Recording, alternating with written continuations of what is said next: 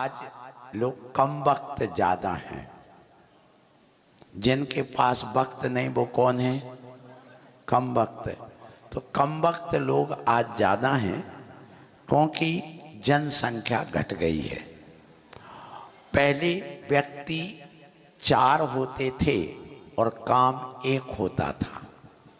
तो वे मिल बांट के कर लेते थे और धर्म कर्म मोहल्ला पड़ोस में रिश्तेदारी में सब निर्वाह कर लेते थे। लेकिन आज काम 4 हैं और व्यक्ति 1 है। तो वो कहता क्या फटके 4 हो जाएं? तो आज समय का अभाव नहीं हुआ, सदस्यों का अभाव हुआ है, इसलिए समस्या पैदा हो गई है। और आप लोग उस बात को नहीं समझ पा रहे हैं। समझो, सदस्यों की कमी से समस्या पैदा हो रही है।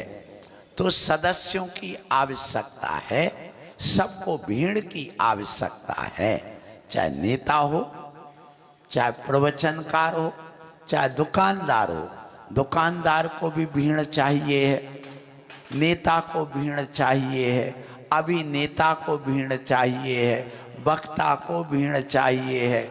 और जब भीड़ की बात आती है सो वहाँ पर कहते हैं हम 1 और हम 2 और हमारा 1। तो भीड़ आएगी कहाँ से, ये भी देखिए। कोई बात नहीं, हम अपनी आत्मा की बात करें जो भगवान महावीर स्वामी ने हम सबको बताई है, भगवान आदिनाथ ने बताई है। भगवान महावीर स्वामी के 5 नाम थे। पहला वर्धमान, जन्म का नाम उनका वर्धमान ही था, महावीर नहीं था। जब उन्होंने जन्म लिया और जो पूर्व दिव्य ध्वनि से नाम आया वो वर्धमान नाम ही आया था। और इंद्र ने उनका नाम भी सुमेरु पर्वत पर वर्धमान स्वामी ही रखा था। फिर इसके बाद में जब एक सांप, संवर देव जो था वो सांप बन करके आया, परेशान कर रहा था। तो उस समय सारे बच्चे, सारे नगर के लोग भयभीत हो गए। लेकिन महावीर नहीं डरे, वर्धमान स्वामी नहीं डरे। उन्होंने जाकर उस सांप पे चढ़ करके उस फणा पे बैठ गए, खड़े हो गए। अब तुम कर क्या करता है, और उसको बस में कर लिया। तो उस समय जो संवर देव था उसने उनका नाम महावीर रख दिया। तो 2 नाम हो गए, कौन कौन? वर्धमान और महावीर। उसके बाद एक रुद्र द्वारा उपसर्ग किया गया उज्जैनी नगरी में। उनके धैर्य की परीक्षा ली कि इनमें कितनी ताकत है, कितना धैर्य रखते हैं। और इतना उपसर्ग किया, पैर में सांप बन करके डस लिया तो भी खड़े रहे। आपने देखो फोटो बनी रहती हैं कि सांप काट रहा, भगवान महावीर स्वामी को दूध की धारा बह गई, ये देखा होगा। वो वही है, वो जो रुद्र था उसने उपसर्ग किया ऐसा। फिर भूत बन गया, आवाजें की, महिलाओं की उल्टी सीधी खूब आवाज बनाई, राग की आवाजें बताई, प्रेम की आवाजें बनाई कि ये मोहित हो जाए, कुछ भी हो जाए। लेकिन वो टस के मसने हुए तो उनका नाम अति वीर रख दिया। तो 3 नाम हो गए, महावीर, अतिवीर और वर्धमान। फिर इसके बाद हुआ ये कि एक हाथी था, वो पागल हो गया। जब पागल हो गया तो उस समय वहां पर कोई बस में नहीं कर पा रहा था। सो महावीर, बालक महावीर, युवराज महावीर वहां पहुंचे और उस पागल हाथी को बस में कर दिया। तो उस समय उनका नाम वीर पड़ गया। सब जनता ने उनको कहा वीर। वर्धमान से क्या बन गए? वीर बन गए। तो 4 नाम हो गए।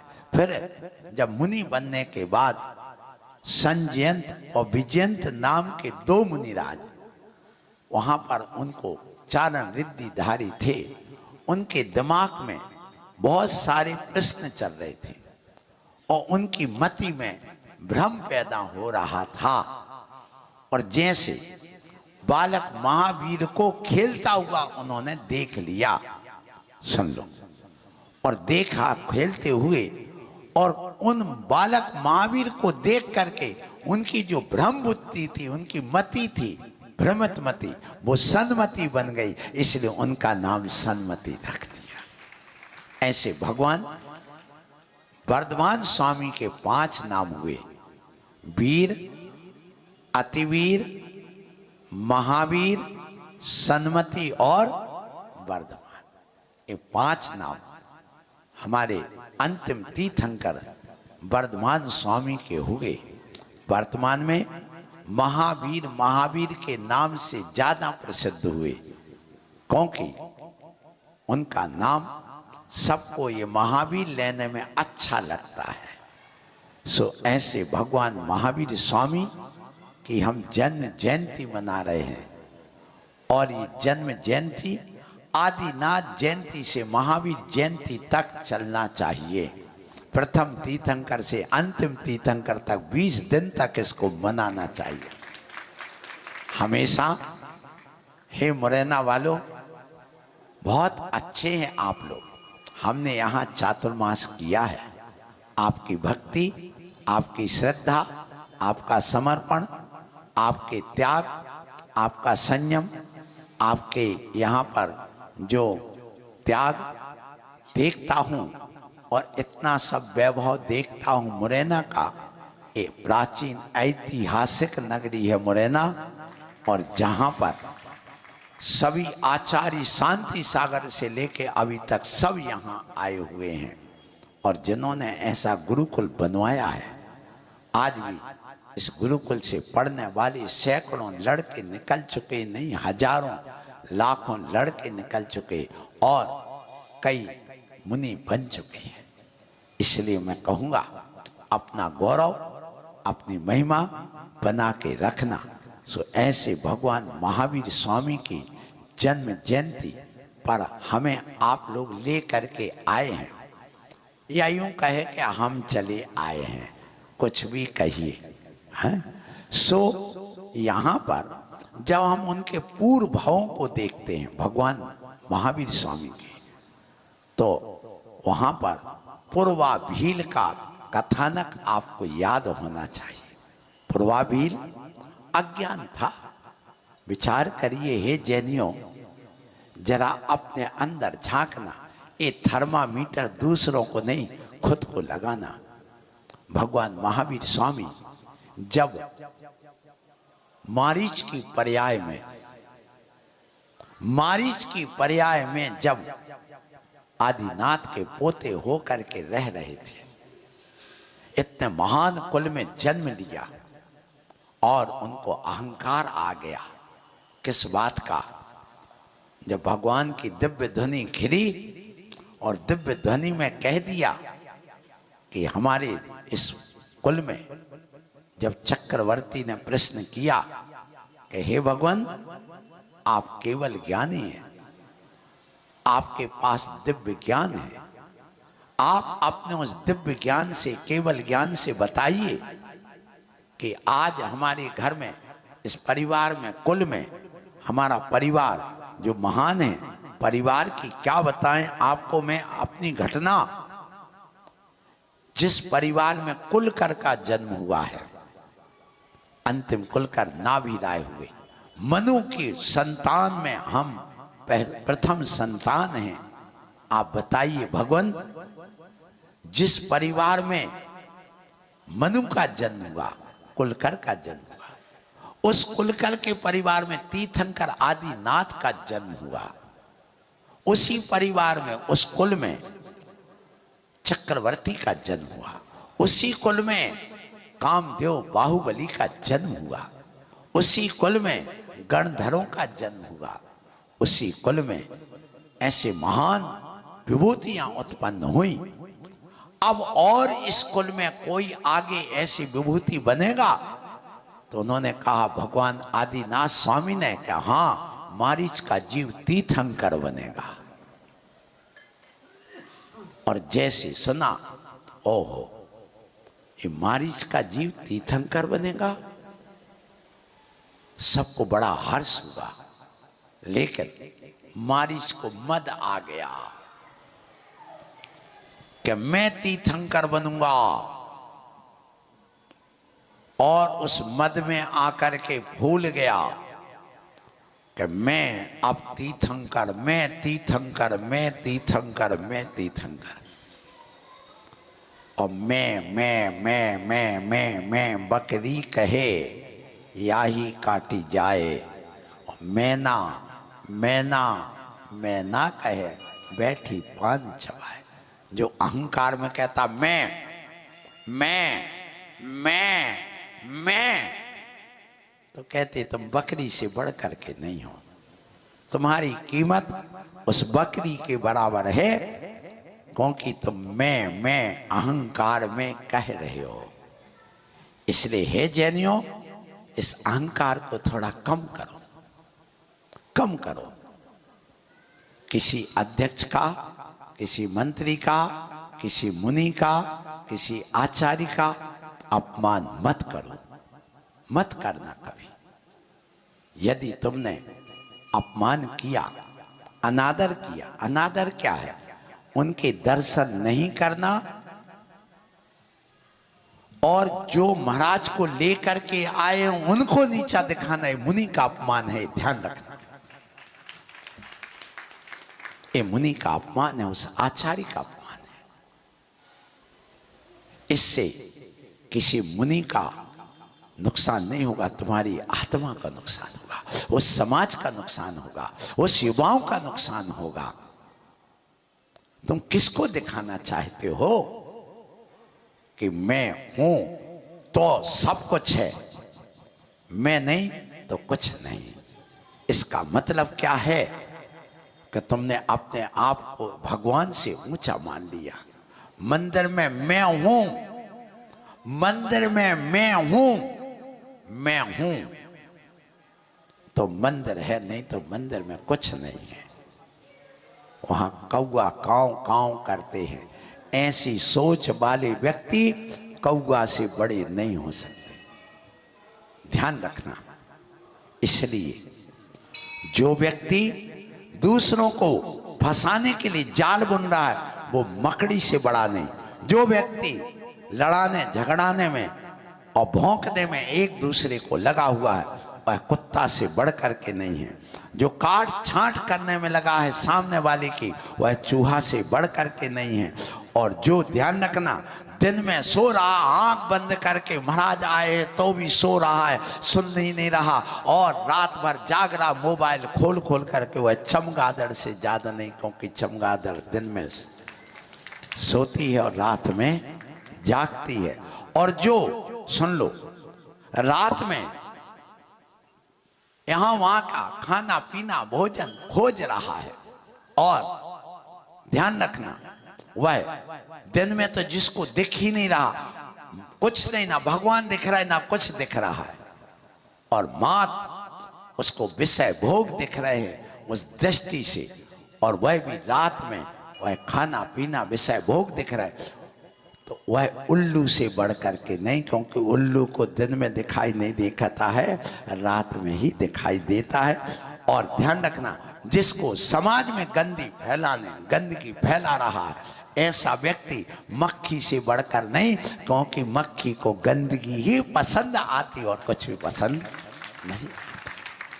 इसलिए हे जैनियों, तुम महान हो, सम्यक दृष्टि हो, तुम लोग ऐसा काम नहीं करते, ये ध्यान रखना। जो फैलाते उनकी बात मैं कर रहा हूं। जैनी तो परमात्मा का ध्यान करने वाले होते, सुबह से उठकर नमोकार मंत्र जपने वाले होते, वे मुनि को देखकर हाथ जोड़कर नमन करने वाले होते, वे भगवान का अभिषेक करने वाले होते। मैंने सुबह से आके देखा, कम से कम 100 लोग आज यहाँ अभिषेक करके गए हैं। धन्य पर्युषण पर्व जैसा रोज यहाँ दिखता है। ऐसी यह नगरी है, ऐसी यह समाज है। इसलिए मैं आप लोगों से कहूँगा, मुरैना वालों, अपनी यह गरिमा बनाए रखना, अपने परिवार को बनाए रखना। और ध्यान रखो, ये परिवार किसका है? भगवान महावीर स्वामी के उस पूर्व जीवन की पूर्वाभील की बात चल रही है। पूर्वाभील के पूर्व में जब वो भगवान आदिनाथ के समय कहां पर थे? कहां पर थे? मारीच के रूप में आदिनाथ के चरणों में बैठा है और अहंकार आ गया है, मैं, और तिरस्कार करने लगा। किसका? किसका? आदिनाथ का, दादा का तिरस्कार करने लगा। भगवान महावीर स्वामी देखो, विचार करिए,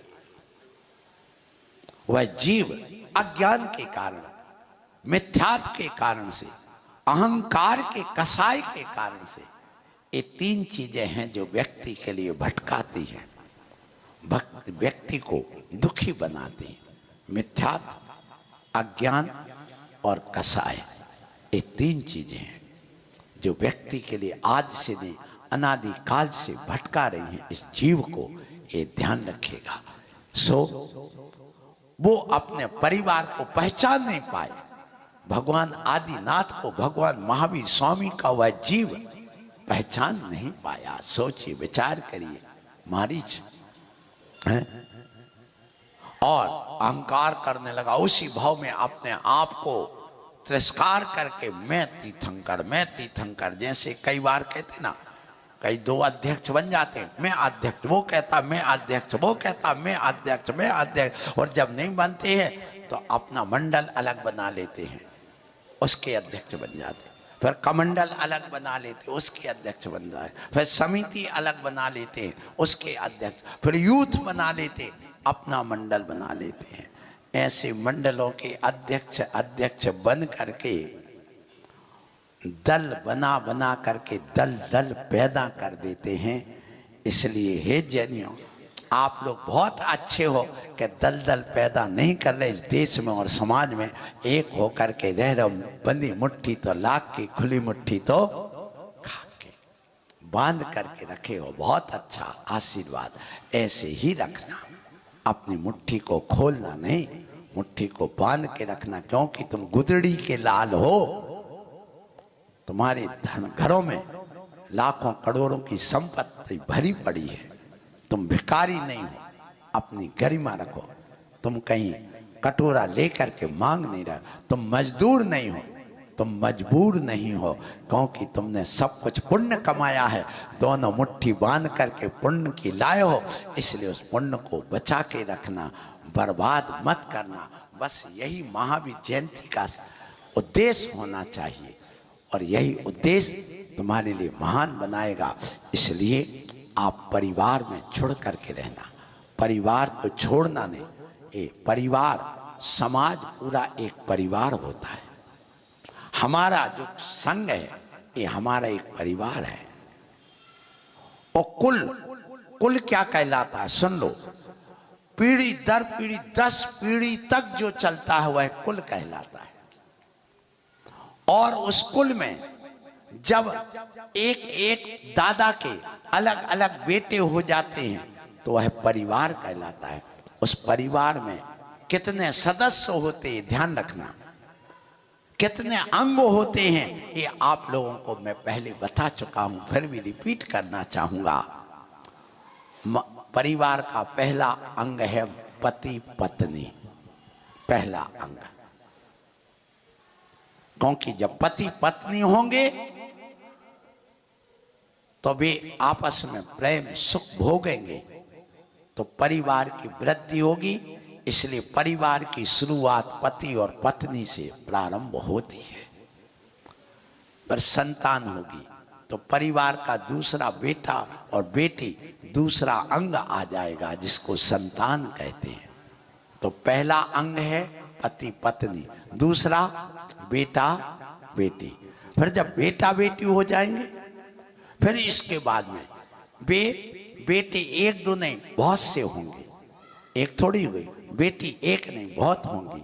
तो अब जब बेटा 2-3 हो जाएंगे तो भाई बहन ये परिवार का तीसरा अंग आ जाएगा।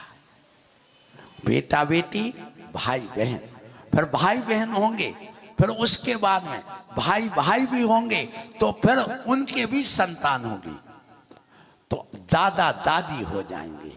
जो पिताजी थे उन पोतों के लिए दादा दादी चौथा अंग आ जाएगा।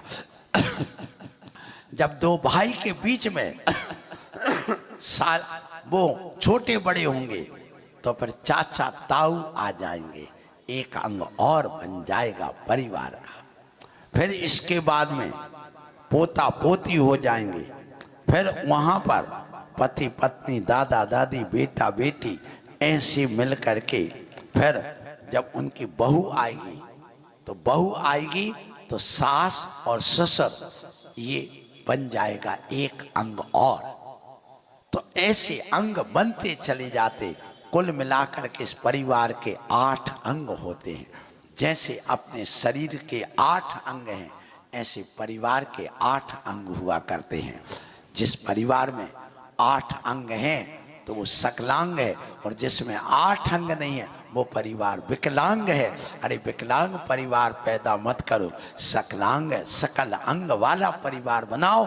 और जिस परिवार में सकल अंग होते हैं, 8 अंग से युक्त होते हैं, अर्थात दादा दादी हों, बेटा बेटी हों, पति पत्नी हों, माता पिता हों। ये माता पिता, जब बेटा जन्म लेगा तो माता पिता एक अंग और आ जाएगा। फिर चाचा चाची हों, भैया भाभी हों, नाती पोते हों, और सास ससुर हों, ये सब क्या हो गए? सब परिवार के अंग हो गए। जिसके घर में ये सब होते हैं प्रेमचंद जी, तो उसके घर में कभी 9 ग्रहों का कोई प्रभाव नहीं होता। 9 ग्रह उसका बिगाड़ नहीं कर सकते हैं, ये भी ध्यान रखिएगा।